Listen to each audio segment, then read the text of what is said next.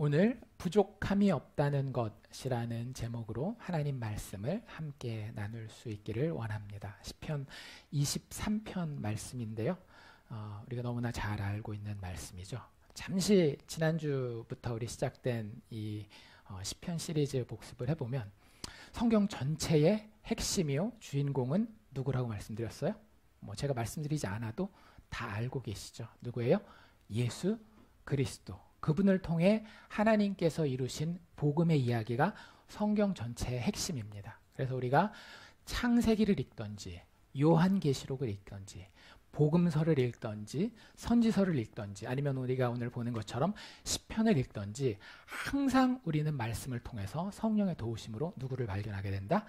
예수 그리스도를 발견하게 된다. 그게 정상적으로 그리스도인이 하나님의 말씀을 대하는 태도가 됩니다. 그래서 지난 시편 1편에서는 어떤 사람이 행복한 사람인지에 대해서 같이 나눴었어요. 시편 1편이 왜 중요하다라고 말씀드렸는가 하면 시편 1편은 시편 전체로 들어가는, 시편 전체가 보물창고라고 한다면 시편 1편은 그 보물창고로 들어가는 문이다, 출입구다라고 말씀드렸죠. 그래서 이 문을 통과하지 않고는 사실은 시편이 150편까지 있는데 나머지 149편에 모든 영적인 풍성함과 우리의 삶에 더해주실 하나님의 축복을 사실은 우리가 온전히 누리는 게 불가능하다라고 말씀드렸어요. 그래서 시편 1편이 하나님의 복을 받은 이미 받은 하나님의 의인은 어떤 사람이라고 묘사하고 있는가 하면 시냇가에 심은 나무와 같다라고 이야기하고 또 2절 말씀에는 뭐라고 이야기하고 있는가 하면 오직 여호와의 율법을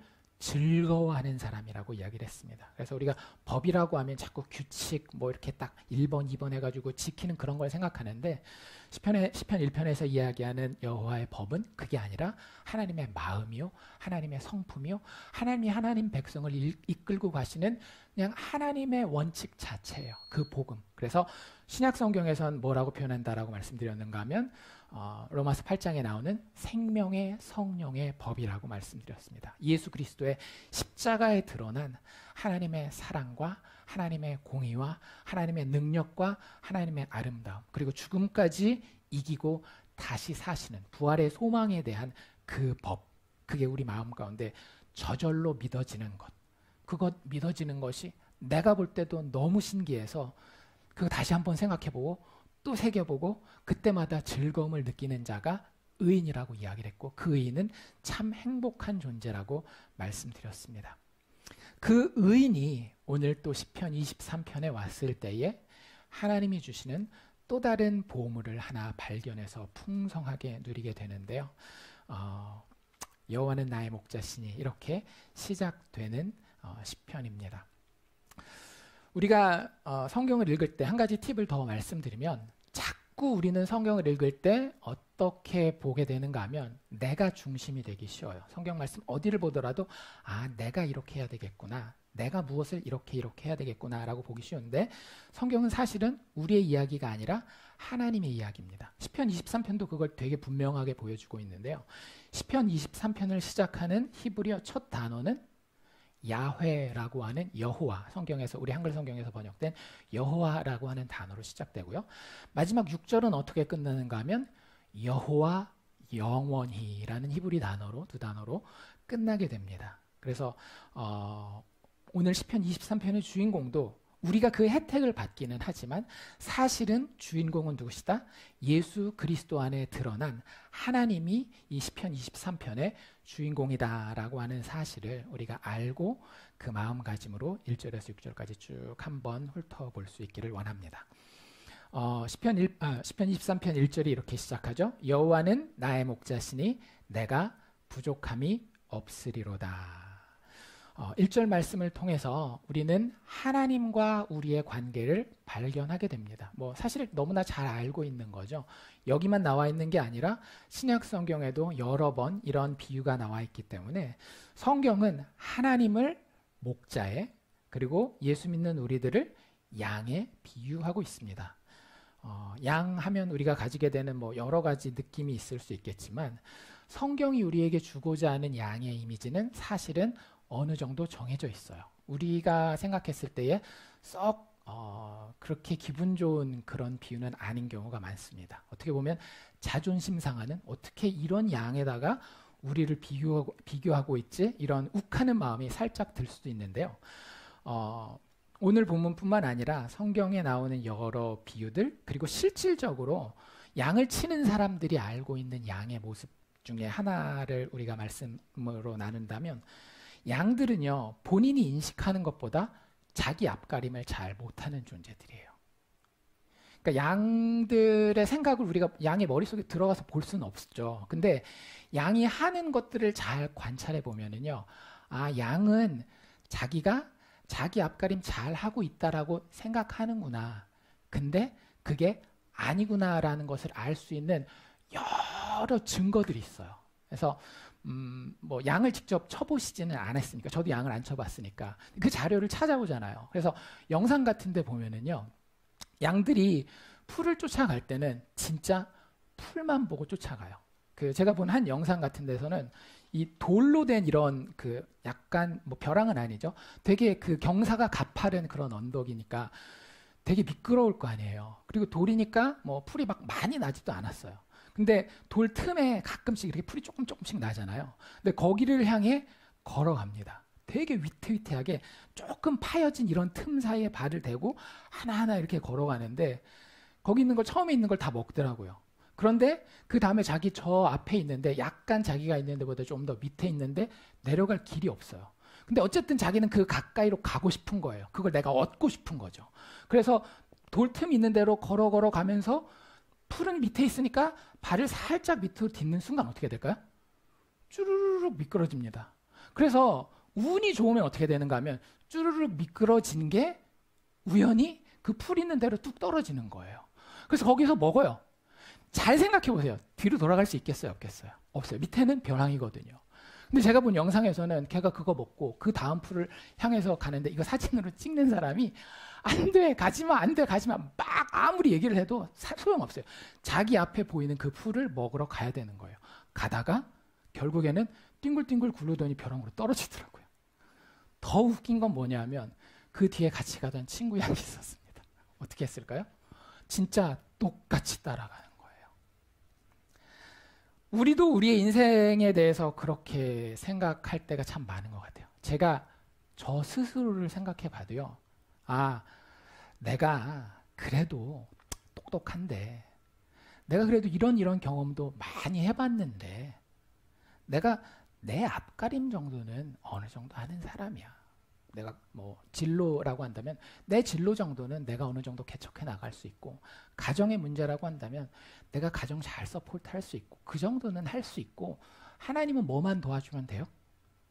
나중에 천국과 지옥 앞에 섰을 때 지옥만 안 갈 수 있게 티켓 발행해줘서 천국만 가게 해주면 하나님의 역할은 오케이. 하나님이 웬만하면 내가 인생 평안하게 살 때는 그냥 가만히 두세요.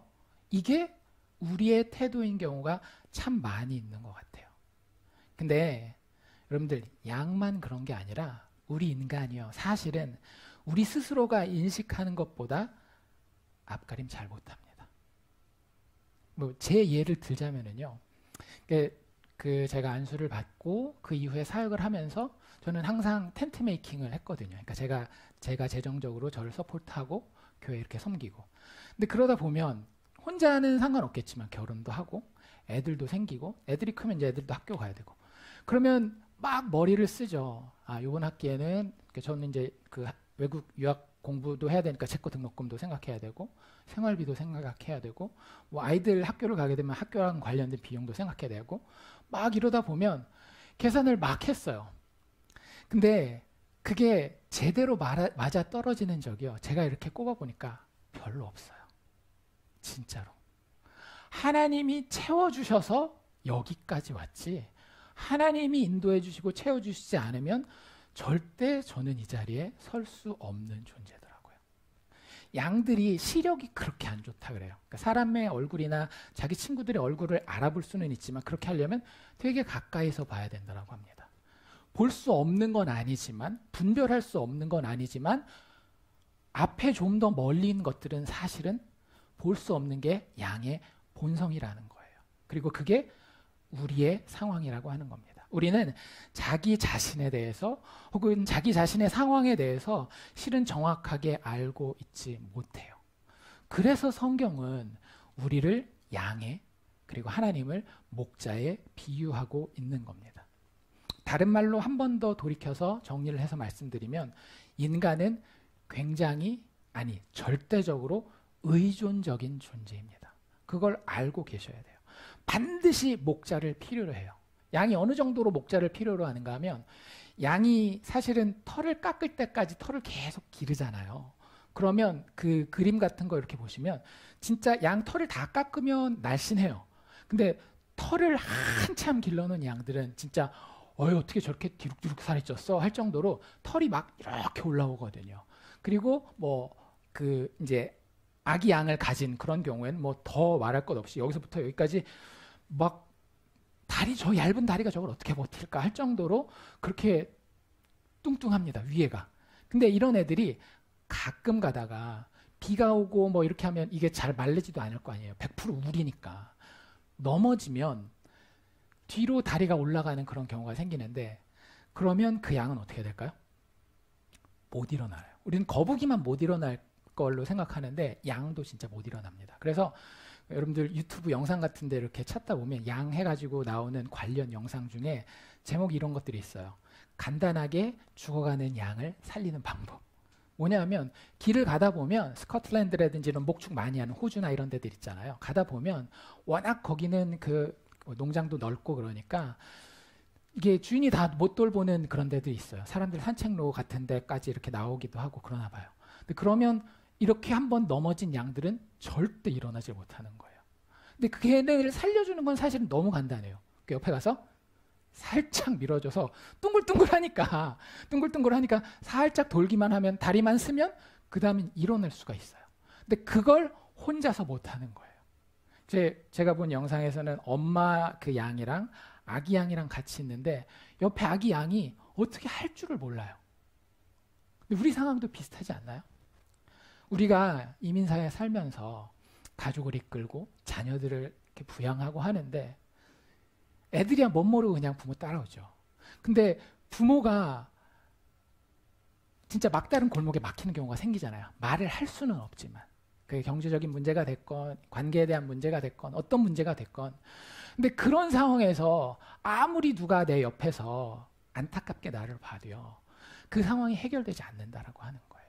누가 돕지 않으면, 목자가 돕지 않으면.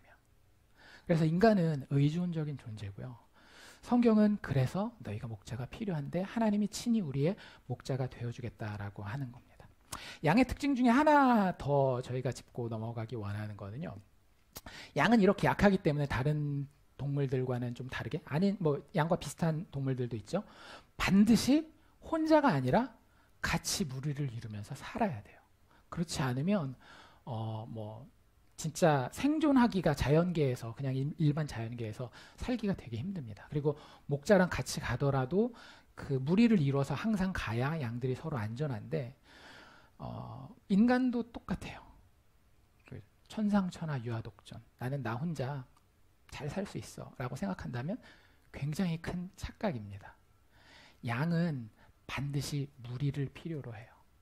잘 생각해 보세요. 하나님이 우리를 구원하실 때 어떻게 부르셔요? 교회로 부르시잖아요. 그리고 성도라고 할 때 성도는 단수가 아니라 복수거든요. 무리를 이야기를 하는 거예요. 하나님이 우리를 부르실 때 가족으로 부르시고 왕국으로 부르시고 항상 복수로 부르신다라는 거예요. 이유가 뭘까요? 우리는 무리를 이루도록, 공동체를 이루도록. 예배 온라인으로 다 한 번 정도는 드려보셨죠? 혼자 드려보셨습니까? 여럿이 드릴 때랑 혼자 드릴 때랑은요, 완전히 느낌이 다를 거예요.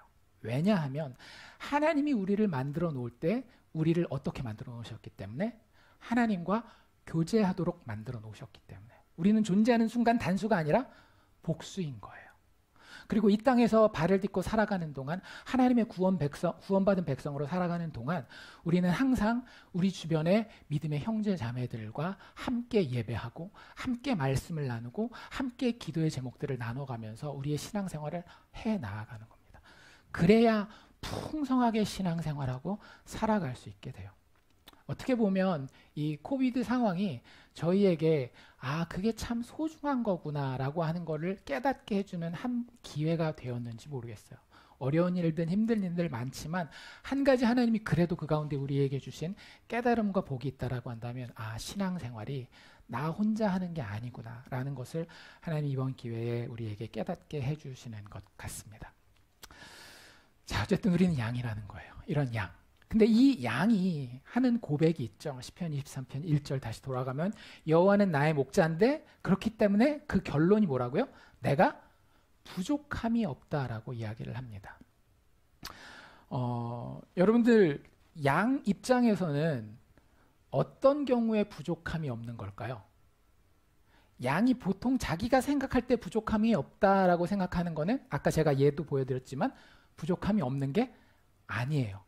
양이 진짜 부족함이 있는지 없는지는 뭐에 의해서 결정되는가 하면 이 양이 어떤 목자를 가졌느냐에 의해서 결정됩니다. 그래서 오늘 여기 나와 있는 그 2절, 3절, 4절의 모습이 그 목자의 모습을 잘 표현해주고 있는데요. 간단하게 이야기하면 양이 부족함이 없으려면 목자가 지혜와 능력이 있어야 됩니다. 지혜와 능력이 없으면요, 목자가 아무리 마음이 있어도 이 양을 제대로 이끌고 다니면서 부족함이 없도록 공급해 주는 게 불가능해요. 2절 말씀에 보면 그 그림을 이렇게 설명하는데요. 목자가 양을 이렇게 몰고 다니잖아요. 뭐라고 얘기를 해요? 그가 나를 푸른 풀밭에 누이시며. 그림이 그려지시죠?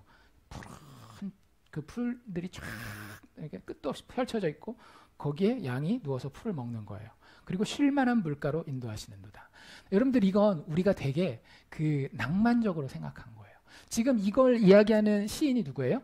다윗이잖아요. 다윗은 어느 나라 사람입니까? 이스라엘 사람이란 말이에요. 그리고 우리가 이스라엘 하면 어떻게 생각하고 있어요? 푸른 목초지? 아니잖아요. 이스라엘은 어떤 모습입니까? 광야, 돌, 모래 이런 것들이 많은 그런 데예요. 그래서 이스라엘 지역은 1년에 비가 딱 석 달 옵니다. 언제 오는가 하면 우리로 얘기하면 겨울 시즌에 12월, 1월, 2월 세 달 와요. 그 시즌에는 우리가 생각하는 그 그림이 딱 이루어져요. 풀이 쫙 펼쳐져 있고 양들이 어디 가든지 잘 먹을 수 있는. 근데 나머지 9개월은 어떨까요?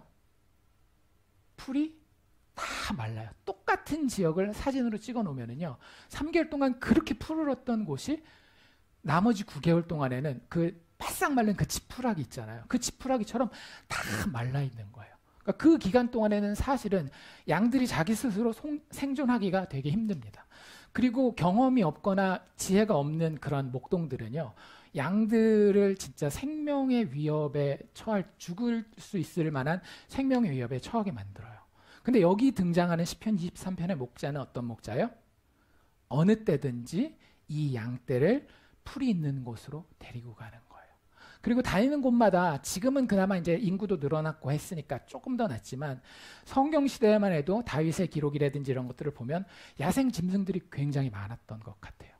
그래서 그런 것들로부터 항상 위협을 느끼면서 양들은 그 혹시 뭐가 나타나지 않을까 해가지고 서서 음식을 먹습니다. 근데 여기 뭐라고 얘기를 하고 있어요? 그가 푸른 풀밭에 나를 잘 세운다라고 얘기를 하지 않고 나를 눕힌다라고 얘기를 해요. 양이 눕는 경우는 어떤 경우냐면요, 진짜 먹이가 풍부하고 주변에 진짜 아무것도 없다라는 확신 가운데에 마음이 속이 우리식으로 얘기하면 속이 편안할 때만, 그러니까 뒤로 눕는 건 아닌 건 아시죠? 이렇게 해가지고 다리를 구부리고 옆으로 비스듬하게 해가지고 풀을 먹으면서 우리가 흔히 이야기하는 그 커드를 씹는다, 한국말로 뭐죠? 그 되새김질한다 그러죠. 되새김질을 하면서 진짜 한가하게 따뜻한 햇빛 맞아가면서 그러고 있는 그 모습을 지금 이야기를 하는 거예요. 근데 그게 양이 아무 때는 안 된다라고요. 겁내지 마 한다고 겁이 안 내지는 게 아니잖아요. 겁내지 않는 환경을 잘 조성해주면 나도 모르게 저절로 마음이 편안해지는 것처럼 이 양들도 이 목자가 이끌고 가면 푸른 풀밭에서 누워서 편안하게 풀을 먹게 되는 거예요. 쉴만한 물가로 인도한다라고 얘기를 하는데요. 그 지금 이제 뭐 허리케인 온다고 막 이야기하잖아요. 이스라엘은 한국말로 국지성 호우, 여기서는 뭐 플래시 플러드라고 얘기를 하죠. 그런 것들이 뭐 미국도 있지만 이스라엘 같은 경우는 협곡도 많고 하기 때문에 그게 일어나면 훨씬 더 심해요. 그래서 뉴스 같은 데 보면 종종 사람들도 이렇게 계곡 같은 데 놀러 갔다가 그 물이 급격하게 불어나서 뭐 10명씩 뭐 너댓 명씩 그 급류에 휩싸여서 안타깝게 이렇게 죽는 그런 경우들이 종종 일어나는 곳이 이 이스라엘의 지형이에요. 그래서 목자가 잘못 이끌고 물 먹이러 갔다가는 비가 언제 올지 모르고 그때는 양들뿐만 아니라 사람도 위험해지기 때문에 양들 자체가 사실은 부족함이 없는 게 아니라 상당히 위험 가운데에 처하게 되는 거죠. 근데 이 목자는 지혜가 있기 때문에 어디 가서 물을 먹여야 될지, 또 물을 먹으면 안 좋은 물이 많잖아요. 그쪽은 막 흙탕물 이런 게 되게 많거든요. 그러니까 그런 것들에 대해서 지혜가 있는 목자가 진짜로 양들을 부족함이 없도록 채워줄 수 있는 목자라고 이야기를 하고 있는 겁니다. 지혜만 있는 것이 아니라 그 지혜 있는 것을 또 이 목자는 능력으로 드러내서 보여줄 수 있는 목자여야 되는데요. 3절에 보면 이런 표현이 나와 있죠. 내 영혼을 소생시키신다. 그리고 나를 의의 길로 인도하신다라고 이야기를 하고 있어요. 우리 이야기로 돌아봅시다. 우리가 인생을 살다 보면 어떻게 돼요? 지치고 힘들 때가 생기죠. 꼭 무슨 일이 있어서가 아니라 그냥 평범하게 하루를 살아도 아침에 이제 정신 좀 차릴 때보다는 저녁에 일이 다 끝날 때쯤 되면 육체적으로 지치잖아요. 육체적으로 지치면 정신적으로도 고갈되게 되고 심리적인 것들이 결국에는 우리의 영적인 것까지도 영향을 미치는 경우들이 되게 많아요. 근데 하나님은 정확하게 우리를 어떻게 회복시키실 줄 아는 분이에요. 우리가 하나님과 제대로 교제하잖아요. 그럼 우리의 육체적인 것뿐만 아니라 우리의 심리적인 것, 우리의 영적인 것, 우리의 관계적인 것도 회복되어지게 됩니다. 다윗의 삶을 보면 우리가 잘 알 수 있어요. 다윗이 실제 체험했던 것들이에요. 본인의 가정 관계에서 사실은 형들이랑 관계가 썩 좋아 보이지는 않거든요. 근데 그 이후에 다윗이 왕가를 이루고 자기 친척들을 잘 다스리는 그런 모습들이라든지, 또 다윗이 군인으로서 얼마나 힘들었겠어요. 근데 그때마다 시편에 나오는 주옥 같은 하나님을 찬양하는 힘 넘치는 그런 노래들, 시들을 보면 하나님 안에서 교제하며 다윗이 회복되고 있는 그런 모습을 볼 수 있습니다. 하나님이 우리를 그렇게 인도해 주신다라고 하는 거예요. 그리고 우리를 바른 길로, 의의 길로 인도해 주시는데요. 하나님이 우리를 인도하실 때는 자기 이름을 걸고, 여기 그렇게 이야기하고 있죠. 자기 이름을 위하여 의의 길로 인도하신다라는 겁니다. 하나님이 가장 양보하지 않고 가장 중요하게 생각하는 것이 자신의 영광이거든요. 근데 그걸 걸고 하나님의 양들을 이끌 때에 하나님이 반드시 너희들 바른 길로 가게 내가 책임질게라고 이야기를 하는 거예요.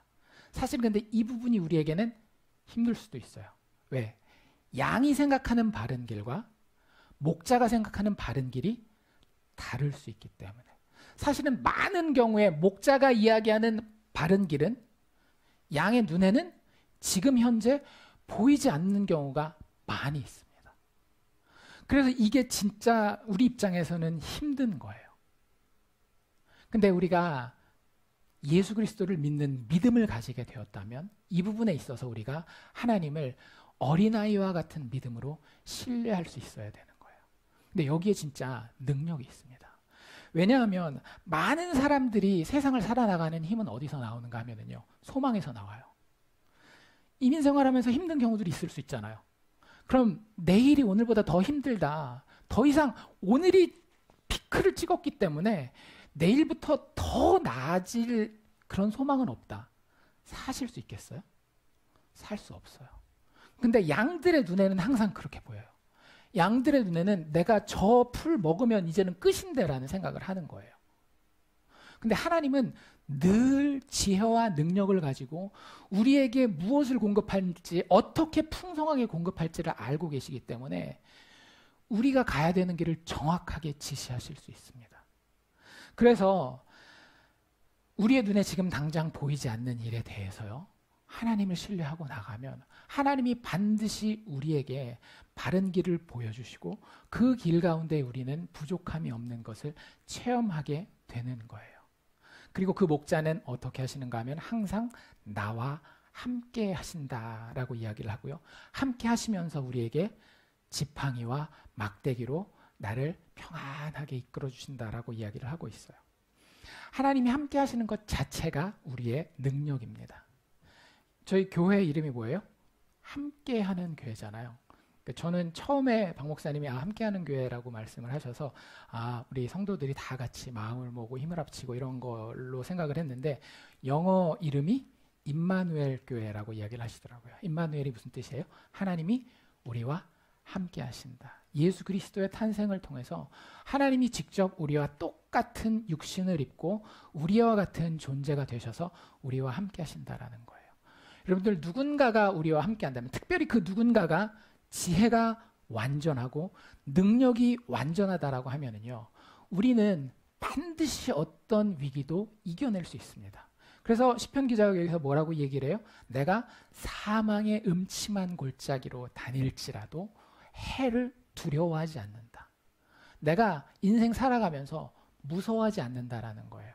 상황은 어때요? 사망과도 같은 음침한 골짜기예요. 근데 내 마음은 어떻다라고요? 정말로 두려움이 없는 평안한 상태라고 하는 거예요. 이유가 뭐라고요? 주께서 나와 함께 하심이라. 그 가운데 하나님이 지팡이와 막대기로, 지팡이는 그 다른 야생 짐승들이 왔을 때 그걸 쫓아내는 좀 더 짧은 그런 막대기를 얘기를 하는 거고요. 막대기는 우리가 흔히 알고 있는 이 목자들이 들고 다니는 긴 거, 이렇게 끝에 구부러진 거 있죠. 그걸 이야기를 하는 거예요. 그걸로 양들을 인도할 뿐만 아니라 어디서 위협이 들어올 때는 지팡이를 가지고 꺼내서 싸워서 물리쳐주는 이런 목자가 있다라고 한다면, 그 양은 사망의 음침한 골짜기도 두려워하지 않게 된다라고 하는 겁니다.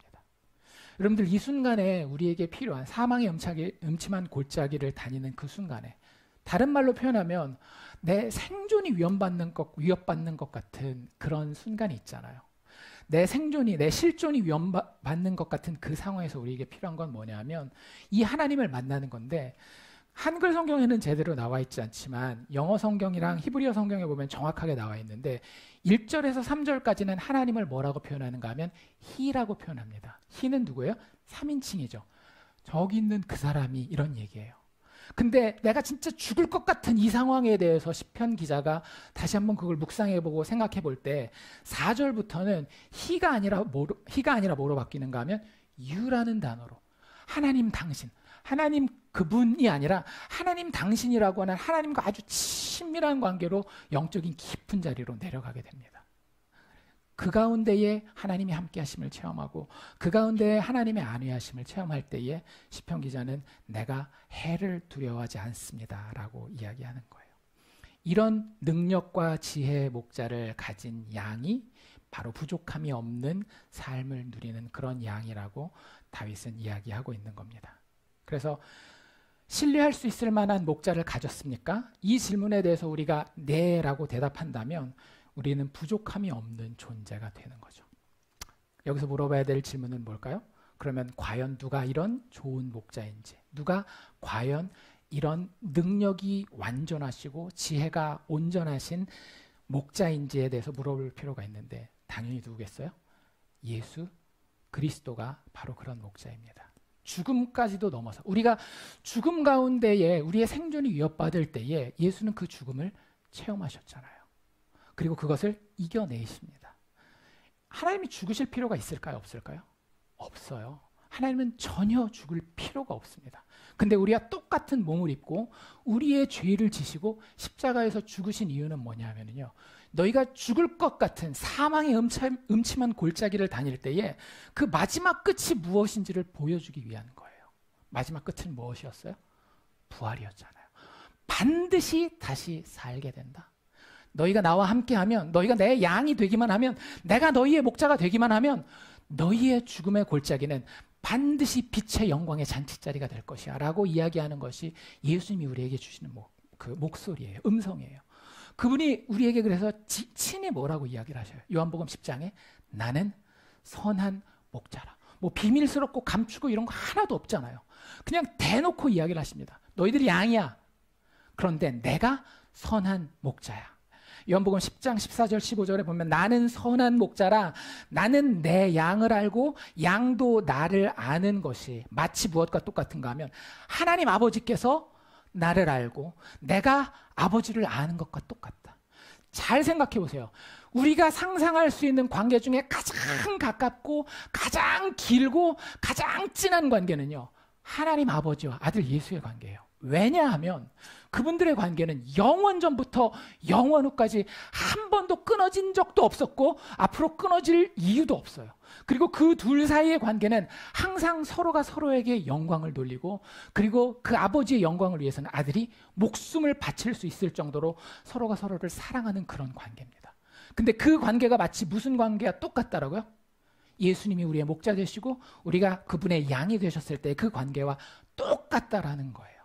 예수님께서 친히 이 약속을 확증하시고 그대로 행하여 보여주시는 겁니다. 십자가를 봐라. 내가 너희의 목자가 되어서 어떤 일을 하는지 봐라. 문으로 들어가는 이가 양의 목자인데 내가 그 구약에 예언된 문으로 들어왔지 않느냐.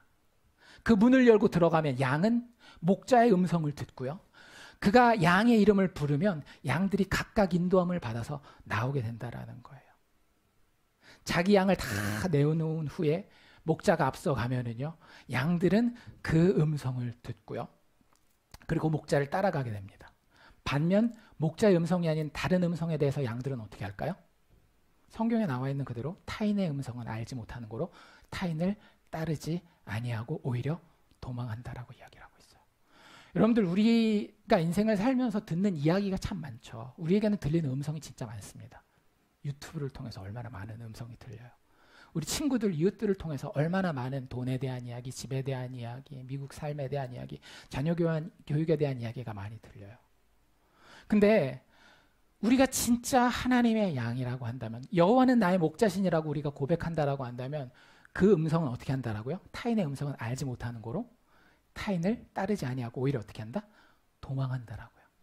이게 그냥 성경에 예수님을 높이기 위해서 나와 있는 표현이 아니라요, 실제 그래요. 어떤 관광 패키지 이런 게 있어요. 뭐라 그래야 돼? 목장을 이렇게 경험하는 패키지가 있는데, 그 패키지에 이렇게 사람들이 따라가면 양들, 이게 펜스가 이렇게 있고 저 너머에 양들이 평화롭게 풀을 먹고 있습니다. 그러면 그 가이드가 양들을 한번 불러보라고 이야기를 해요. 양들을 부를 때에 양들한테 내는 소리가 있나 봐요. 그러면 그걸 알려주고 똑같은 소리를 그 관광객으로 온 사람들한테 한 명씩 다 시킵니다. 근데 진짜 신기한 거는요, 막 이리 와, 가만 뭐가 되든지 막 얘기를 하는데요, 진짜 신기한 거는 양들이 풀을 먹고 있는데 소리가 들릴 거 아니에요. 어떻게 할까요? 쳐다도 안 봐요. 정말 쳐다도 안 봐요. 신기할 정도로. 그리고 나서 다 실패하고 누가 나타나겠어요? 드디어 주인공 목자가 나타나요. 목자가 똑같은 이야기를, 똑같은 소리를 양들에게 이리 와, 가만 뭐가 되든지 양들이 알아들을 수 있는 평소에 훈련이 된 그 소리겠죠. 이야기를 하면은요, 고개를 돌립니다. 진짜로. 그리고 풀 먹던 걸 뜯고 일어나서 막 와요. 저 언덕 너머에 보이지 않던 양들까지도 다 그 목자에게 달려옵니다. 여러분들, 이런 양이 어떤 양이다? 부족함이 없는 양이다. 하나님은 우리를요, 목자로서 이름으로 다 알고 계셔요.